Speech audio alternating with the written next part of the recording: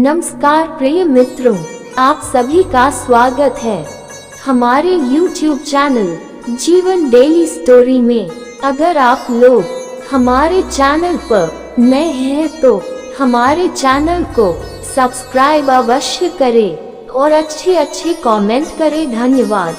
चाणक्य के अनुसार ये 8 बातें किसी को न बताएं वरना पछताएंगे।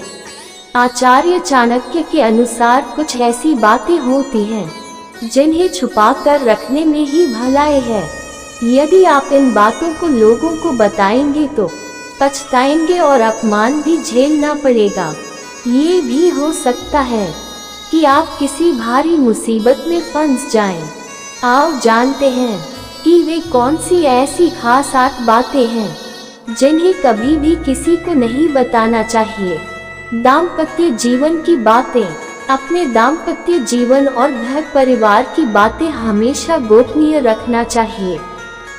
यदि आप किसी मित्र या परिचित या रिश्तेदार को यह बातें बताते हैं तो इससे घर के सदस्यों में आपसी मनमुटाव और अविश्वास की भावना बढ़ती है और परिवार का विखंडन होता है।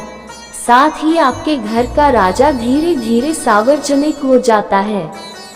घर की बातें बताने से दूसरों की सहानुभूति हासिल करने के लिए आप कुछ समय के लिए जरूर राहत महसूस कर सकते हैं, लेकिन इससे आपकी कमजोरी ही प्रदर्शित होती है। अपमान, धोखाधड़ी। यदि सार्वजनिक रूप से या व्यक्तिगत रूप से आपका किसी ने अपमान किया है तो उसका जमकर प्रतिकार करें।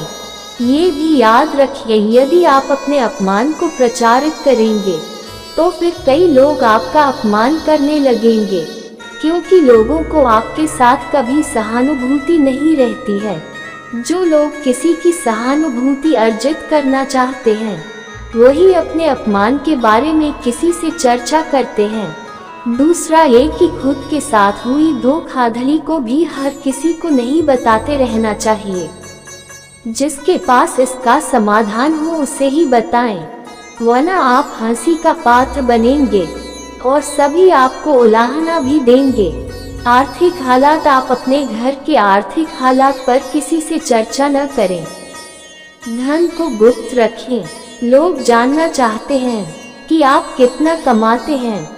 यदि आप सीधे सीधे नहीं बताएंगे तो ये लोग दूसरे तरीके से पूछताछ करके अनुमान लगा लेंगे। हालांकि आप अपने धन को जितना हो सके गोपनीय रखेंगे तो आपके लिए ही अच्छा होगा। इसलिए नहीं कि लोग कर्ज मांग लेंगे और फिर लौटाएंगे नहीं। इसके और भी कई कारण हैं। धन को अपने मित्र, परिचित या रिश्तेदारों से गोपनीय ही रखने की सलाह दी जाती रही है। गुरु मंत्र, साधना और तप। यदि आपने किसी योग्य गुरु से शिक्षा ली है तो उसके द्वारा दिया गया गुरु मंत्र गोपनीय रखें। हालांकि गुरु मंत्र कई प्रकार के होते हैं, जैसे किसी ने आपको कुछ ज्ञान दिया या कुछ हुनर सिखाया, वह भी गुरु मंत्र है। इसके अलावा यदि आप किसी भी प्रकार की साधना, तप या ध्यान कर रहे हैं तो उसे भी गोपनीय रखें, अन्यथा वह निष्फल हो जाएगी। इस संबंध में गोपनीयता से ही लाभ मिलता है।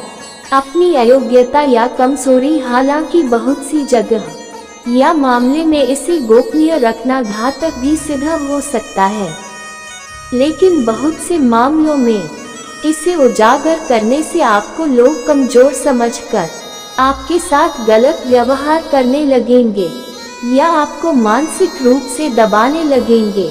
इसलिए इस बारे में आप अच्छे से विचार कर लें कि कब, कहां, कौन सी कमजोरी गोपनीय रखना है।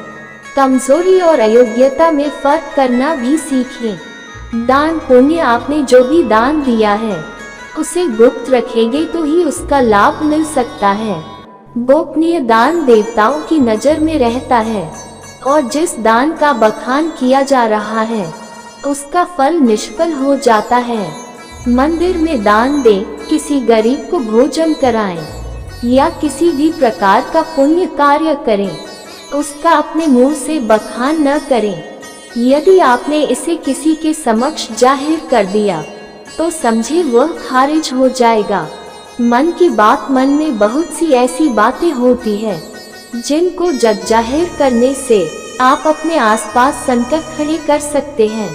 हो सकता है कि आपके मन में किसी बात को लेकर अवसाद हो, क्रोध हो या घृणा हो। मन में हजारों तरह के विचार उत्पन्न होते हैं, लेकिन बुद्धिमान मनुष्य उन्हीं विचारों को व्यक्त करता है जो उसके हित में होते हैं। लेकिन इस तरह की बातों को जग जाहिर करने से आपके संबंध में लोग एक तरह की राय बनाना शुरू कर देंगे और फिर लोग आपकी अच्छी बातों को नहीं सुनेंगे, आपके उस गुस्से या फ्रस्ट्रेशन की ही चर्चा करेंगे। आपके 20 अच्छे कार्य उस एक मन के विकार के सामने कमजोर के पड़ जाएंगे। आप यदि किसी भी प्रकार की दवाई खाते हैं तो उसे गोपनीय रखें। माना जाता है कि दवा का असर भी तब तक रहता है जब तक वह गोपनीय है। हालांकि कुछ लोग इससे इत्तेफाक रख सकते हैं, लेकिन प्राचीन काल में हो सकता है कि यह किसी विशेष रोग या औषधि के लिए कहा गया हो। पहले के लोग, कुछ लोग दुर्लभ वनस्पति के जानकार भी होते थे। बहुत से लोग कहते हैं कि यदि आप दारू भी पीते हैं तो वह तभी तक उचित है जब तक उसकी गोपनीयता भान न हो। जिस दिन लोगों को उसके बारे में पता चलता है, समझो उसी दिन से आपका पतन भी होना शुरू हो जाता है।